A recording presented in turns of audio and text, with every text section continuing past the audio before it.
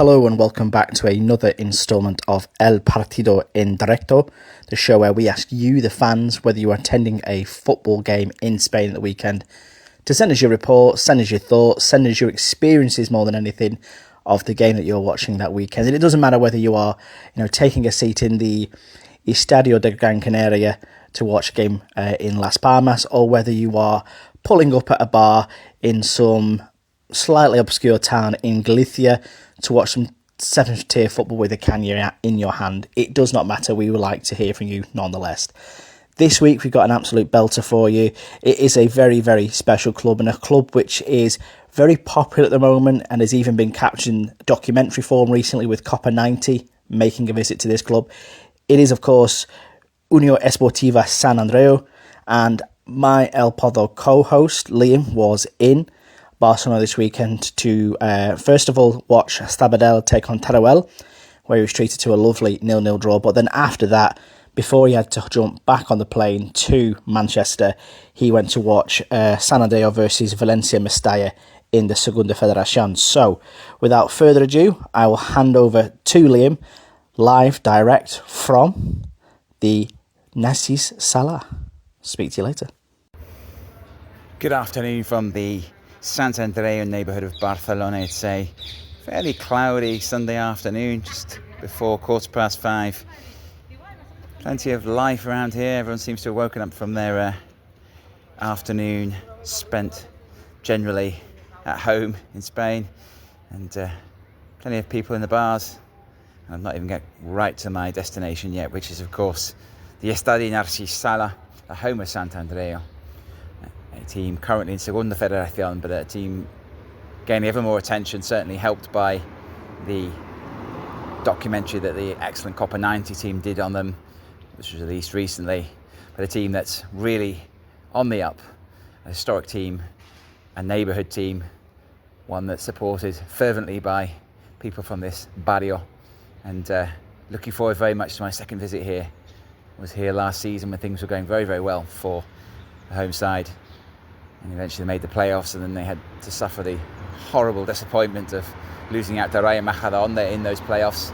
So their bid to reach Primera Federación was halted at the same time as their near neighbours and fierce rivals Europa managed to make that step up to Primera Federación. And this season not so successful so far, early days, but certainly we'll be looking to kickstart their Segunda Federacion season this afternoon against Valencia Mestalla. Yes, Valencia Mestalla, that's a filial. There's a big no-no straight away from me. But I have to confess, I did once see Valencia Mestalla play a home game back in the days when my dislike of filiales was not quite so fervent. And noticed this bloke strolling around in midfield. He looked much better than the rest of the players, and one of those I'd really not done any research on the team before I went to watch them, and had a quick look at the team sheet, and this bloke called Isco. I wonder what happened to him. So maybe today I'll see the next Isco playing for the visitors, but one thing's for certain, regardless of whether he is or isn't, I'll be home for a home win this afternoon. So I'll sign off for now, and I'll be back with you shortly when we get a little bit closer to the stadium and to kick off.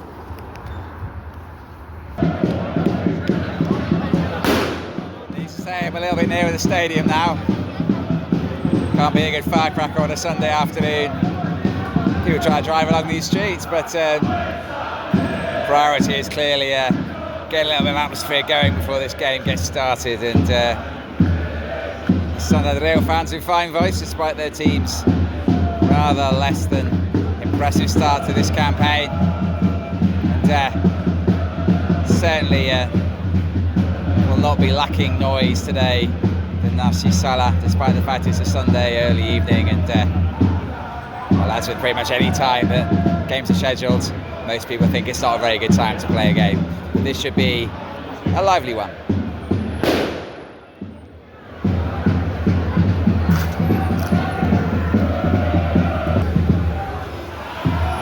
Brilliant confrontation there between one of the ultras and a whole group of people, essentially with cameras in hand, recording what's going on. Thick smoke, road completely blocked with people chanting and flares everywhere, and one of the ultras peeled away to the group of camera wavers and said, "This isn't the Camp Nou, put your cameras away, just live it rather than recording it." Great stuff. So I'm safely inside the stadium now, a packed lateral, stand on one side of the pitch, and those of you regularly listen to Partido En Directo know it's a bit of a solo mission on the whole. Nobody tends to take anybody with them or meet anybody when they get there. It's a proper ground hopper's dream in terms of solo travelling, but I like to deviate from the norm every now and again, and so I've gone for something a bit different today. I'm going to introduce to you right now one of my former students, amazingly. His name is James. James, why are you a Sant Andreu fan?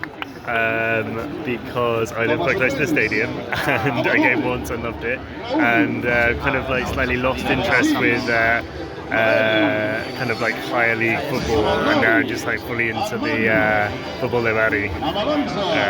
Yeah. That's pretty much what I think a lot of people are tapping into here at Sant Andreu, a real feeling they don't want to be interested in the big boys. You know, one of the biggest clubs in the world is just down the road, but they come here instead to support their local team in the Bari. And of course, James, as you might have noticed, is not a student I taught in Spain, or nor is he Spanish. I first met him in Shropshire. So yeah, looking forward to this game, looking forward to sharing this experience with him and his friend Laura, who is far more Catalan than James is, but equally fervent in her support. And yeah, should be a good game. Plenty of atmosphere already inside the ground. Big game for Sant Andreu, chance to kickstart the season against a side who's also struggling, the filial of Valencia. So we'll see how it turns out. Well, when you're struggling to score, why not get a helping hand for the opposition? Decent first opening stage of this game. Neither side really creating anything clear-cut. A couple of routine saves for each keeper, and then a free kick from the left, swung into the box. Valencia Mestalla centre half decides to head it past his own keeper. Sant Andreu 1, Valencia Mestalla 0. Thank you very much. It's the home side.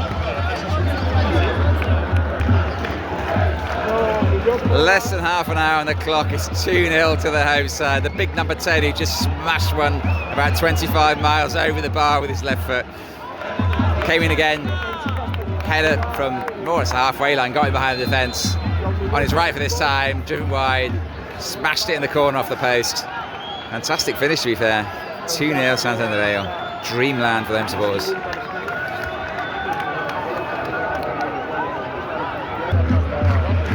Home defence was obviously feeling a little bit guilty about the fact that they've been gifted the opening goal in this game, so they decided to give one back. Very kind of them. Corner from the left, nodded in at the near post by Sant Andreu centre half. 2-1 to the home side. Thought they'd weathered the storm. There's a brilliant save from the keeper at 2-0, but now Valencia Mestalla right back in it. Still only just over half an hour gone. The goals are flying in.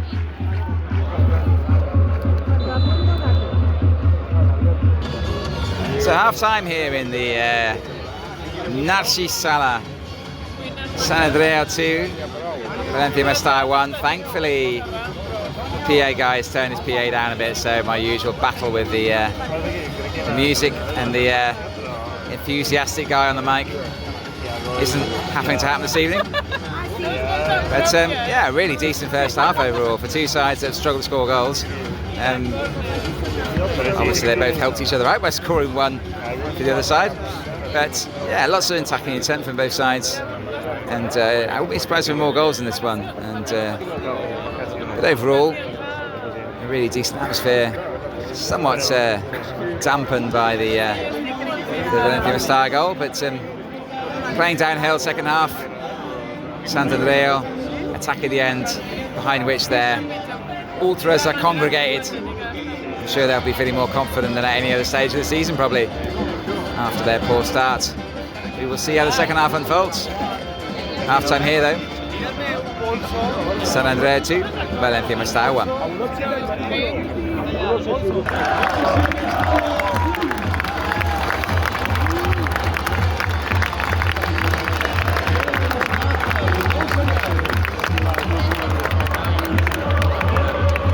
Home fans jubilant. Just saying to James, I thought Alexis looks really good. Second spell with the club was here 2 seasons ago, came back after a season at UCAM Murcia, smashes one in the corner, bit of pinball in the box. We've got Sant Andreu going to score about 3 times, eventually 4-4 to Alexis. One of those where you're right behind it and you know as soon as it leaves its boot, it's going in the bottom corner, and it certainly did at 100 miles an hour, or close to that anyway. Sant Andreu 3, Valencia Mestalla 1, cracking second half so far, and a big goal that for the home side.